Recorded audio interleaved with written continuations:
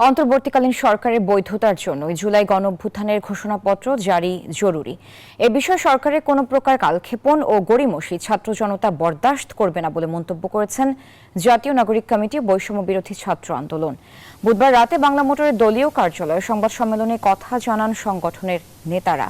তারা বলেন, নির্ধারিত সময়ে জুলাই ঘোষণাপত্র জারি না করা সরকারের ব্যর্থতা। আরও কালক্ষেপণ হলে দ্রুতই দুর্বার আন্দোলন গড়ে তোলার কথাও বলেন তারা। এছাড়া রাজনৈতিক দলগুলোকে সব মতানৈক্য ভুলে দেশের প্রশ্নে এক হওয়ার আহ্বান জানানো হয় সংবাদ সম্মেলনে। এ সময় আজ প্রধান উপদেষ্টার সাথে রাজনৈতিক দলের সভায় জুলাই ঘোষণাপত্র নিয়ে সুস্পষ্ট ঘোষণার প্রত্যাশা করেন সংগঠন দুটির নেতারা। 15 দিনের প্রোক্লেমেশন ইস্যুতে সরকারের তেমন কোনো দৃশ্যমান পদক্ষেপ নেই। সরকার বৈষম্য বিরোধী ছাত্র আন্দোলন সহ রাজনৈতিক দলগুলোর সঙ্গে সংলাপও শুরু করেনি। আমরা সরকারের এই অনীহা ও ধীরগতির তীব্র নিন্দা জানাচ্ছি।